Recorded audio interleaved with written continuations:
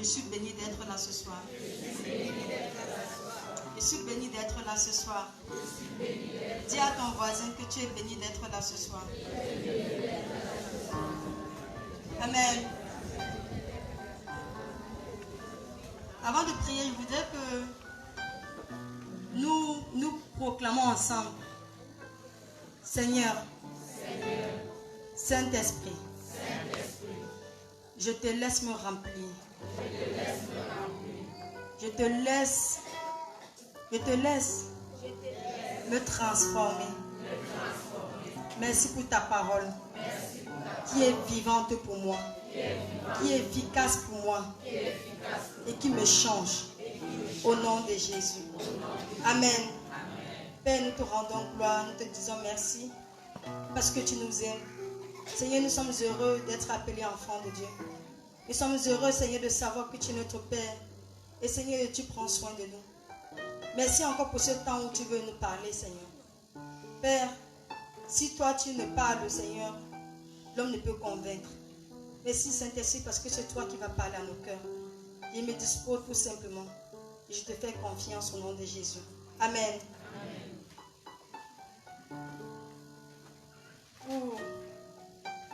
Pour ce mercredi, le Seigneur nous donne de partager autour d'un thème.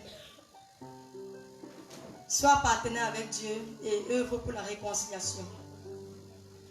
Sois partenaire avec Dieu, œuvre pour la réconciliation. Et il nous a donné de partager ce thème. Pourquoi?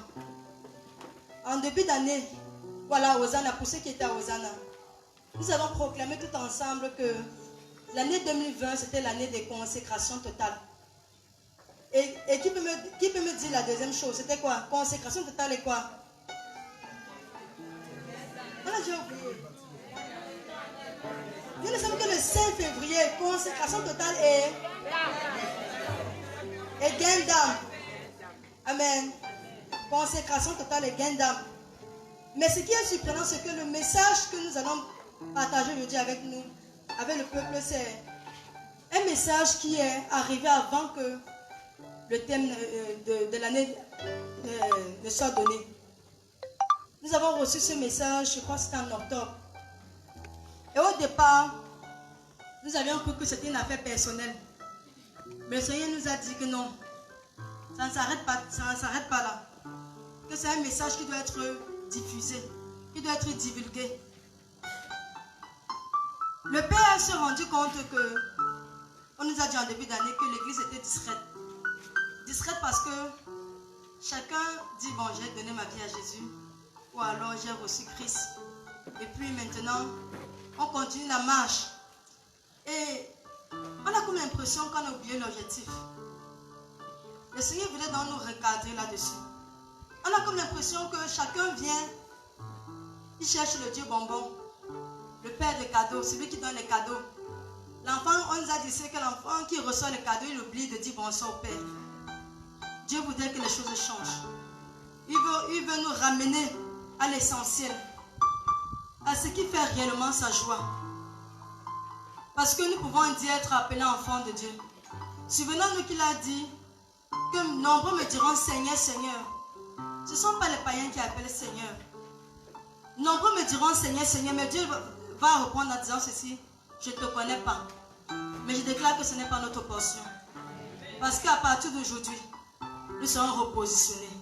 Nous allons revenir. Amen. Nous allons revenir à l'essentiel. Alors, il nous a dit, sois partenaire avec Dieu. En fait, nous sommes partenaires avec Dieu. Et pour faire quoi? Pour œuvrer pour la réconciliation. Dans le texte qu'il nous a donné, c'était 2 Corinthiens 5, les versets 18 à 19. Qui dit, tout cela vient de Dieu, qui nous a réconciliés avec lui par le Christ et qui nous a confié la tâche d'amener d'autres hommes à la réconciliation avec lui. Car par le Christ, Dieu agissait pour réconcilier tous les hommes avec lui, sans tenir compte de leurs fautes. Il nous a chargés d'annoncer cette œuvre de réconciliation. Voilà le message, bien-aimé. En d'autres termes, le Seigneur voudrait que, en 2020, que ce soit une année d'évangélisation. Que que ce soit une année véritable de gain d'âme. Pourquoi? Parce que le fait que tu aies un bon emploi, Dieu aime ça. Dieu aime faire les cadeaux, c'est le cadeau que Dieu te donne. Le fait que tu aies un bon mari, un bon époux, c'est bien. Le fait que tu aies des avantages, je ne sais pas comment, dans la vie, c'est bien. Mais ça n'ajoute pas. Ça n'ajoute rien au royaume des cieux. Alléluia. Ça n'ajoute rien au royaume des cieux. Ce qui ajoute réellement, c'est quoi? Le Seigneur dit qu'il y a plus. Il y a plus de joie dans le ciel pour un seul pécheur qui se répand. C'est ça le battement du cœur de Dieu. Et quand nous a donné ce message, véritablement, j'ai dit tantôt qu'on a cru que c'était un message personnel. Et puis on a dit très vite de prendre la résolution, Seigneur, vraiment, je m'engage. Mais il a dit ça ne se limite pas là. C'est pourquoi aujourd'hui particulièrement, il veut encore te rappeler d'où il t'a sorti. Il y a certaines personnes qui n'arrivent pas à apprécier ce qu'ils ont, alors qui n'arrivent pas à partager ce qu'ils ont. Parce qu'en fait, ils ont oublié le souvenir d'où le Seigneur les a sortis. Ils ont oublié cela. Le Seigneur veut aujourd'hui te dire, dans 1 Corinthiens 6, les versets 19 à 20, il dit, ne savez-vous pas que votre corps est le temple du Saint-Esprit? Cet esprit qui est en vous et que Dieu vous a donné, vous ne vous appartenez pas. Verset 20 dit, Dieu vous a acquis. Il a payé le prix pour cela. Bien-aimé, il a payé un grand prix, je veux dire, pour toi. Dieu a fait des choses que tu ne penses même pas. Il y a certaines personnes qui vont dire, non, avant de connaître Christ, je n'étais pas si mauvais que ça. Je n'étais pas si mauvaise que ça. Mais le Seigneur voudrait te dire que si tu n'avais pas ouvert ton cœur à Jésus, bien que tu n'étais pas si mauvais que ça, ton dessein devait être le feu de la géhenne. Et quand tu parles de réconciliation, on ne parle de réconciliation que s'il y a un divorce. Vrai ou vrai? On réconcilie quelque chose qui... C'est parce qu'au départ, il y a une division, n'est-ce pas? Et le divorce était consommé depuis le jardin d'Éden. Nous connaissons l'histoire. Le divorce était consommé depuis le jardin d'Éden. Le Seigneur a créé l'homme et il l'a mis dans le jardin. Mais ce qui est encore merveilleux, c'est que il nous dit dans Genèse, 1, alléluia, il dit dans Genèse 1, à partir du verset 26, Dieu dit enfin, cette partie nous a marqué, Dieu dit enfin, faisons l'homme, les êtres humains, qu'ils soient comme une image de nous. Dieu dit enfin, pourquoi est-ce qu'on dit Dieu dit enfin? C'est qu'avant de créer l'homme, il a créé tout ce qui devait, où l'homme devait s'épanouir. C'est pour ça qu'on dit que Dieu dit enfin. Il a d'abord mis les éléments qui devaient permettre à l'homme d'être épanoui. Et ces éléments-là, c'était quoi? C'était le jardin d'Éden. Il a rempli tout ce qu'il fallait pour que l'homme se sente... Donc il ne se sente pas, entre guillemets, pauvre. Alléluia. Mais comme Satan avait déjà été précipité sur la terre, qu'est-ce que Satan a fait? Il est venu déjouer, comme il aime toujours faire. Il est venu déjouer le plan de Dieu. Et il a séduit l'homme. C'est en ce moment-là que le divorce a été consommé. Le divorce a été proclamé. Quand l'homme se sépare, quand il y a une séparation, il n'y a plus de communion entre Dieu et l'homme. Alors, en ce moment-là, on pouvait parler d'adultère. L'homme est allé, il est devenu quoi? La propriété de Satan. Il est devenu la proie de Satan. C'est pourquoi Dieu dit au serpent, il dit, tu vas ramper sur le ventre et toute ta vie tu vas avaler de la poussière. Alors que plutôt, dans Genèse 2, il dit, faisons l'homme. Quand il dit faisons l'homme, il dit, il prit de la poussière. Il a fait de l'homme de la poussière, à partir de la poussière. Ce que le Seigneur veut nous dire aujourd'hui, bien-aimé, c'est pour que tu comprennes d'où il t'a sorti. tu étais destiné à la mort.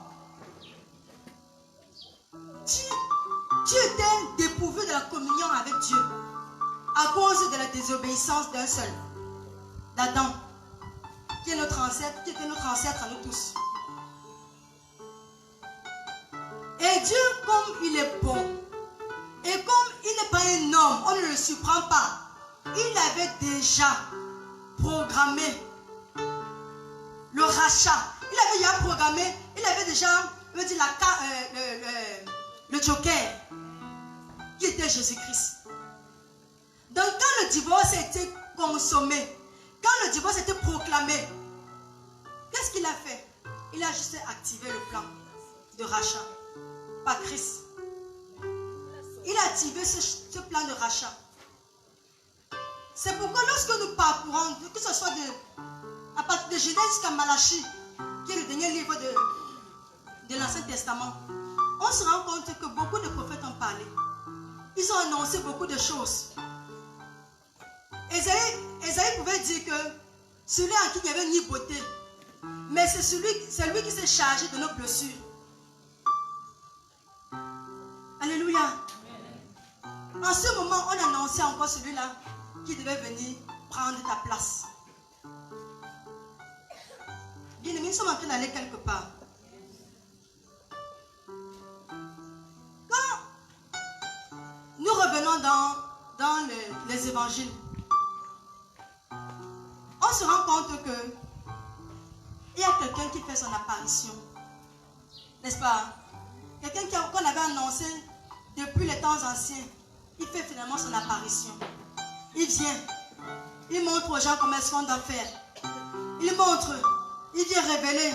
Il dit que moi, ce que vous me voyez faire, ça ne vient pas de moi. J'ai vu, ça vient de mon Père.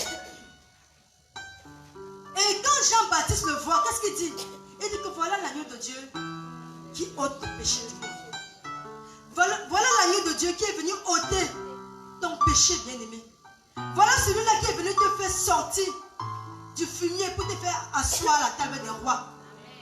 C'est lui qui toi tu t'es appelé indigent. Il est venu te faire sortir de là.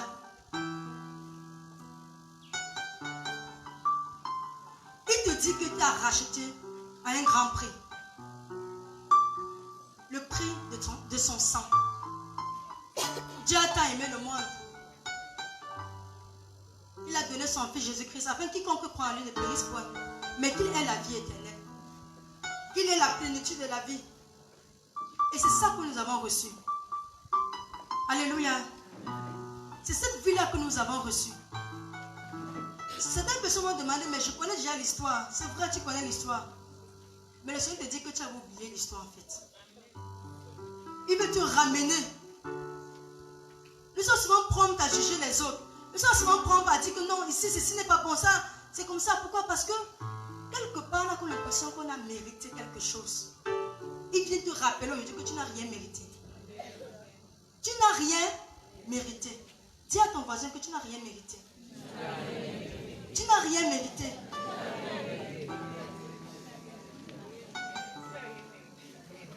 C'est pas la grâce que tu es sauvé. C'est pas la grâce que nous avons été sauvés. Lorsqu'il nous parle de l'œuvre de la réconciliation, bien-aimé, en fait c'est quoi? C'est que Christ lui-même est venu pour nous réconcilier avec le Père. Il a fallu qu'il entre dans notre peau. Il a fallu qu'il vive les situations comme nous. C'est pour ça qu'il ne nous a pas jugés. C'est pour ça qu'il est le défenseur auprès du Père pour nous.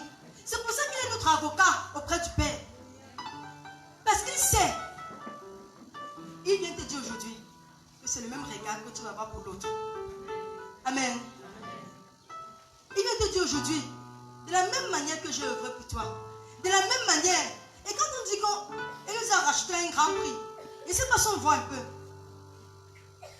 Pendant qu'on prépare le message, l'image qui nous venait un peu c'était, quand tu demandes, et c'est pour moi ça m'est arrivé, tu demandes ça à quelqu'un que bon, il te dit par exemple que le sac-ci, ça vient d'Italie. C'est vraiment, c'est la marque qui nous ouvre, c'est la marque, je ne sais pas, c'est Givenchy, je ne sais pas. Il vient te dire que le sac, c'est mon ami. Non, ça, c'est la classe, c'est le premier choix. Toi qui vas Bon, toi qui te débrouilles, je fais dire ça comme ça, entre guillemets. Tu viens, tu es intéressé par le sac. Et quand tu demandes, c'est même ta soeur, ou alors c'est ton ami. Tu demandes le sac et tu dis que papa, vraiment, ce n'est pas que je vais t'insulter, mais c'est un grand prix. Le sac que tu vois, c'est vraiment. Non, voilà, il va le dire quoi. Alléluia. C'est pour ça qu'il n'a même pas voulu donner une valeur quelconque. Quand on te dit qu'au prix de son sang, c'est qu'en réalité, le sang des boucs, on a bien vu que le sang des boucs n'avait abouti à rien. Le sang des coqs qu'on faisait au village là, ça n'a abouti à rien. Chaque année, tu te trouves devant à l'amibou. Tu te trouves devant lui. Il te laisse 1 mois, 2 mois, ça va un peu. Après, tu dois revenir, tu dois venir renouveler l'alliance. Amen. Mais le Seigneur dit qu'il a donné sa vie une fois pour toutes, afin que nous soyons réellement libres. Bien-aimé, est-ce que tu vois d'où le Seigneur t'a traité? Est-ce que tu vois la valeur qu'il t'accorde? Il a déployé des choses. Il a tellement... Alléluia. Nous allons lire Galates 4. Galates.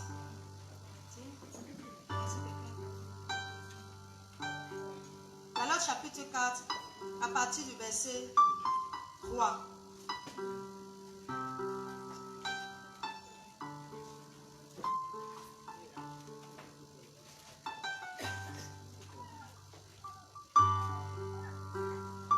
Galates 4, à partir du verset 3, il dit, nous aussi de la même manière, lorsque nous étions enfants, nous étions sous l'esclavage des rudiments du monde. Mais lorsque le temps a été accompli, lorsque Christ est mort, il est ressuscité. Alléluia. Dieu a envoyé son fils, né d'une femme, né sous la loi, afin qu'il racheta ceux qui étaient sous la loi, afin que nous ressuscitions l'adoption. Et parce que vous êtes fils, Dieu a envoyé dans nos cœurs l'esprit de son fils, lequel crie Abba Père.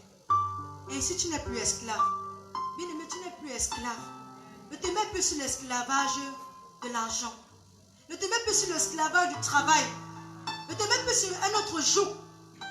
Parce que Christ t'a affranchi et tu es réellement libre. Amen. Tu es héritier par la grâce de Dieu. Il a fait de toi non seulement enfant de Dieu, mais il ne t'a pas laissé comme ça parce que c'est un père responsable.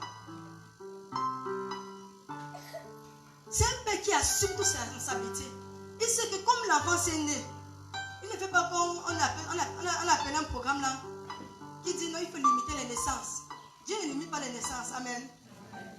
Il a de quoi, il a suffisamment de quoi subvenir aux besoins de tous ses enfants. C'est pourquoi, pour toi qui es né il y a de cela, c'est 10 ans dans le Seigneur, tu es héritier avec Christ. Pour toi qui viens de naître, tu as aussi ton héritage. Même pour ceux qui naîtront demain, il y a déjà leur héritage. Alléluia. Bien-aimé, tu as du prix aux yeux de l'Éternel. Tu as de la valeur aux yeux de l'Éternel. Il voudrait que tu reconsidères encore d'où il t'a sorti. Qu'est-ce que Dieu n'a pas fait pour toi? Qu'est-ce qu'il n'a pas fait? Il y a tellement de promesses dans la Bible. Il pouvait dire dans Jérémie 29, verset 11, car je connais le projet qu'il a promis sur vous. Dieu est tellement bon qu'il est en train d'éveiller ton esprit, te dit qu'attends, la situation que tu traverses là, c'est pas ce que j'ai programmé pour toi. Parce que ce que j'ai programmé pour toi, ce sont les projets de bonheur et non de malheur. Est-ce qu'il a dit que ce que j'ai programmé pour toi, Solange? Est-ce qu'il a dit ce que j'ai programmé pour toi, Paul-Éric? Il a dit ce qu'il a programmé pour toi. Ça veut dire que pour chaque enfant de Dieu, il n'y a pas de distinction.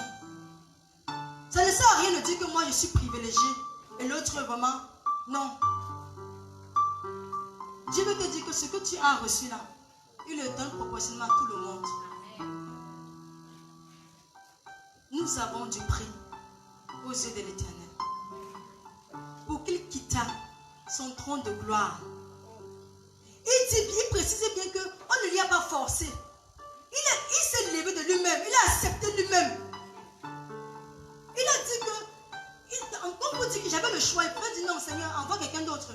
Mais il a dit que je me suis déjà accepté pour venir pour que toi tu aies une place de choix. Alléluia. Bien-aimé, quel amour. Quelle grâce. Quel privilège. Waouh. Dieu est bon. Alléluia. Dieu est bon. Et comme si cela ne suffisait pas, bien aimé, Colossiens 2 nous dit que car en lui habite corporellement toute la plénitude de la divinité. On dit qu'en qui? En Christ, non. Habite corporellement toute la plénitude de la divinité. Et que c'est habite en qui? En nous, n'est-ce pas? Ça veut dire que toi aussi tu as quoi? Alléluia. Dès qu'il est, nous sommes aussi. Alléluia. Parfois, peut-être on a rencontré des personnes qui disaient que ils ont du mal. Quand on parle de prière, ils se lèvent. Quand on parle d'enseignement, ils se lèvent, ils viennent. Mais quand on parle d'évaluation, ils ne se sentent pas. Ils veulent bien le faire. Mais il y a cette lourdeur. Et quand on a creusé, vous savez ce qu'on a découvert? C'est que lui-même, il ne savait pas trop ce que tu avais fait pour lui. C'est que lui-même, il vivait encore sur le joug de, je veux dire quoi, de la malédiction. Bien qu'étant devenu enfant de Dieu, l'intelligence n'était pas renouvelée. C'est pourquoi il a été difficile pour lui d'aller parler. Tu vas aller parler de quelqu'un que toi tu n'as pas expérimenté. Comment tu vas aller parler de l'amour de quelqu'un que toi tu n'as pas expérimenté? C'est pourquoi il a voulu que ce mercredi, nous commençons par là. Dieu que tu as du prix, tu as de la valeur. Tu as été racheté à un grand prix. Pas n'importe quel prix, à un grand prix. Ça dépasse le prix de Givenchy qu'on a dit là. Alléluia. Ton Père aujourd'hui te dit. Et je rends grâce à Dieu parce que véritablement quand on regarde, on nous a appris ici à reconnaître les saisons.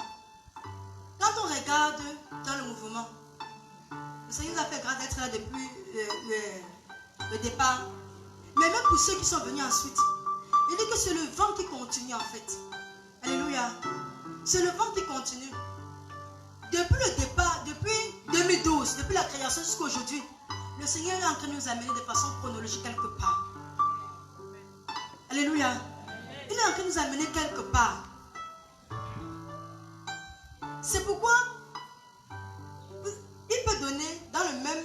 Nous sommes dans le mouvement. Nous sommes dans le mouvement. Et quand on dit mouvement, ça veut dire quelque chose qui est dynamique, non? Ça avance, ça évolue. Il va dire quelque chose d'aberrant, ceci. Excusez-moi si je prends l'exemple. À Fumban, il va dire la même chose. Et là, on va dire que parce que c'est missionnaire là-bas, oui. Je prends l'exemple là-bas. Le message, c'est... Un mercredi, je suis arrivée ici.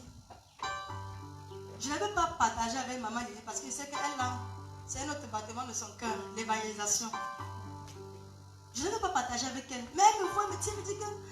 Viens. Je dis oui, maman. Elle me dit que, mince. Elle parlait même en tremblant, elle me dit, le Seigneur dit, on doit revenir à l'évangélisation. Voici un rêve que j'ai fait. Elle dit qu'il y a notre bien-aimé. Et je vous assure qu'il y a de cela peut-être 2 mois ou 1 mois. À l'instant où elle parlait, j'avais reçu la même chose. Plusieurs personnes ont reçu. Mais pour aller, il faut que tu saches que tu es équipé pour. Que Dieu t'a racheté à un grand prix. Il t'a donné son esprit. Son esprit qui est le gage de sa présence. C'est le gage de sa présence. Alléluia.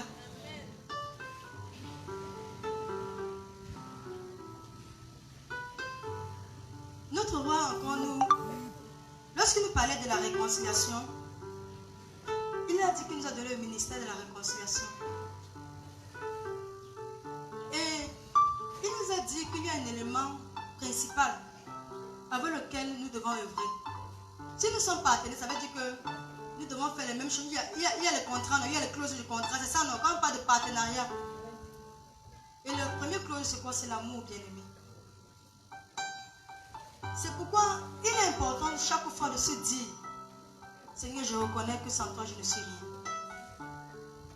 Seigneur, je reconnais que sans toi, je ne suis rien. C'est toi qui me donnes la valeur. Alléluia. C'est toi qui m'accordes la valeur. Si je suis ce que je suis, comme l'apôtre pouvait dire, c'est pas la grâce de Dieu. Alors quand on se voit comme ça, il est plus facile d'aborder les autres. Il est plus facile d'aller vers les autres. Parce que Dieu a un objectif. C'est que le plus grand nombre soit sauvé. Il veut que tu sois. Que tu œuvres avec lui pour cela. C'est pourquoi il a fait tout cela. C'est pourquoi il a... Alléluia. Il y a tellement à dire là-dessus. Mais je crois que la semaine prochaine, nous allons bien entrer dans le ministère même de la réconciliation. Aujourd'hui, il voulait d'abord que tu te rappelles, que tu te souviennes que tu viens de quelque part. Il t'a réconcilié. Il a dit que vous ne vous appartenez plus. Ne soyez donc plus esclaves du monde. Nous ne nous appartenons plus. Ça veut dire qu'en d'autres termes, c'est quoi? Il y a deux maîtres. Il y a deux maîtres. Soit Dieu, soit Satan. On n'est pas avec l'un, on est avec l'autre. Alléluia. Il est préférable pour nous d'être encore appelés esclaves de Dieu. Parce que l'esclavage de Dieu, ce n'est pas comme l'esclavage du monde, ce n'est pas comme l'esclavage de Satan. Il n'y a pas, ce ne sont pas des corvées. C'est plutôt un plein épanouissement. Et c'est un esclavage où il y a la promotion. Un qui est esclave à serviteur, enfant, fils, ami, tout ça. Alléluia. Oui, bien-aimé, rejouis-toi. Rejouis-toi de ce que tu as reçu la vie. Celui qui a le Fils a la vie. Celui qui n'a pas le Fils n'a pas la vie. Tout commence par là. C'est pourquoi il était important que tu saches que tu as de la valeur aux yeux de l'Éternel. Il a payé un grand prix. Le prix de son Fils. Et son unique.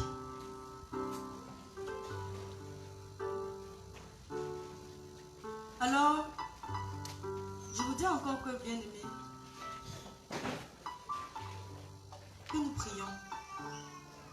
Que tu ouvres la bouche et que tu dises merci à Jésus pour son sacrifice à la croix. Il t'a dit qu'il n'était pas obligé de le faire. Mais par amour pour toi, il a quand même fait. Alléluia. Par amour pour toi, il est venu, il n'avait pas péché. Il a accepté qu'on lui dise ce qu'il n'avait pas fait, ce qu'on ne fait pas toujours. Quand c'est nous, on sait que moi je sais que j'ai raison, même s'il faut que ça aille ou ça va se aller. Mais Dieu n'a pas fait cela. Parce qu'il avait un objectif à atteindre.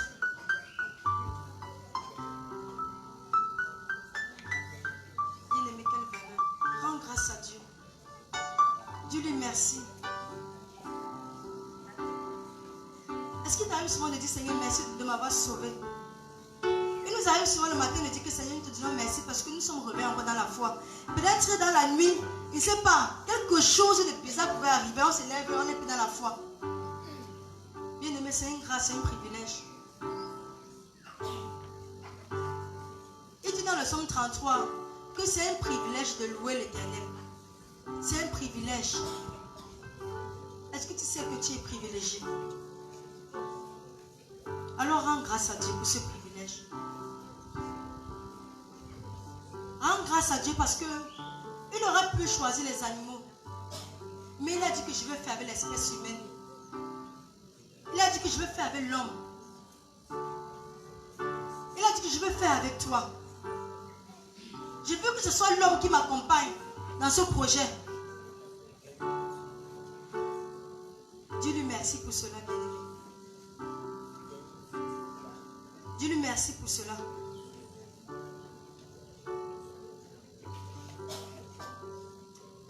bénissons. Nous te rendons gloire et honneur, Seigneur, parce que nos mots sont infiniment petits, Seigneur, pour dire combien nous sommes reconnaissants. Père, tu dis, Seigneur, que c'est un privilège pour nous de te louer. Seigneur, plus qu'un privilège, c'est une grâce. C'est pourquoi nous te disons merci. Merci de nous avoir rachetés. Merci de ne nous avoir pas laissé mourir entre les mains de celui qui peut faire périr notre âme dans le merci de ne nous avoir pas laissé entre les mains de celui-là qui peut nous conduire dans le feu de la géhenne. Oh Père, merci. Merci parce que tu nous as rachetés afin que nous soyons tes témoins. Au nom de Jésus. Amen. Nous allons continuer par la prière d'intercession. Nous allons nous mettre debout.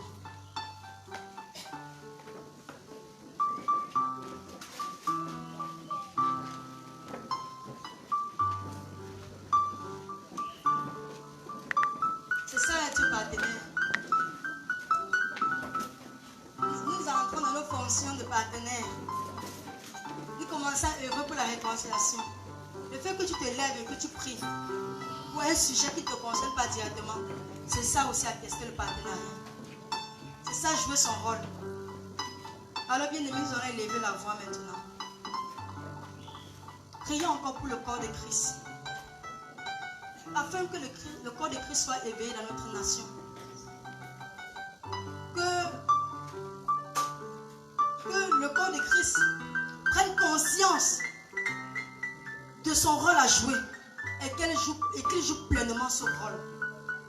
Bien-aimé, ouvre la bouche et prie.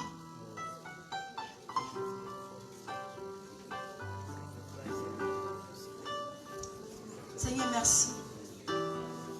Merci pour la grâce, Seigneur, que tu nous donnes. Oh Seigneur, d'être ton corps. Merci parce que nous sommes les membres de ton corps, Seigneur. Et tu dis, Seigneur Père éternel, que nous devons veiller les uns sur les autres. C'est pourquoi à cet instant, Père, nous prions maintenant pour le corps de Christ au Cameroun. Non seulement que le corps de Christ doit être réveillé, mais qu'il soit éveillé continuellement, Seigneur. Afin que la mission à lui assignée, Seigneur Père éternel, soit véritablement, Seigneur, effectuée au nom de Jésus. Père, nous te prions maintenant. Recentre encore, Seigneur Père éternel, la mission. Recentre encore les choses. Que ceux-là qui à un moment donné, Seigneur, s'étaient égarés.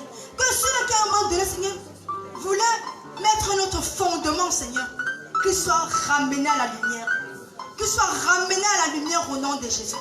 Ramène encore ton peuple, Seigneur, à la lumière. Afin que nous soyons tous, Père éternel, appelés fils du roi de gloire. Qui œuvre, Seigneur, pour que le plus grand nombre soit sauvé. Merci parce que tu le fais au nom puissant de Jésus-Christ.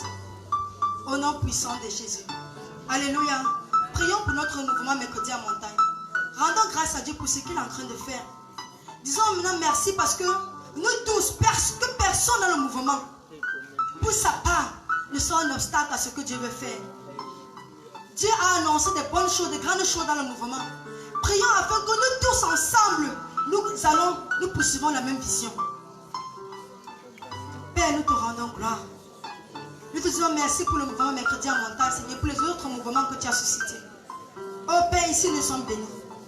Ici nous sommes bâtis. Ici, Père éternel, nous sommes nourris. Quelle grâce pour nous, Père. Seigneur, seulement parfois l'ennemi rôde. Tu dis qu'il rôde comme un lion rugissant, cherchant qu'il va dévorer. Pour détourner, Seigneur, le regard de ce qui est essentiel. Oh Père, nous te prions maintenant pour nous. Nous te prions pour le peuple maintenant, Seigneur, que tu as donné au mouvement mercredi à montagne. Donne-nous de rester focalisés sur toi. Que nous continuions constamment, c'est continuellement de chercher d'abord le royaume et ta justice. Seigneur, que nous laissons, Père éternel, les choses de ce monde, mais que nos cœurs s'attachent encore chaque jour, afin que nous croissions en sagesse et en statut parfait. Merci parce que tu fais de nous, Seigneur, des hommes faits. Au nom de Jésus. Nous proclamons, Seigneur, que nous marchons, nous sommes de ceux-là qui sont conduits par l'Esprit. Nous ne marchons pas l'Esprit, aucune personne ne reste en arrière. Au nom de Jésus. Merci pour la flamme que tu ravives encore, que tu ranimes ce soir dans les cœurs. Au nom de Jésus. Alléluia.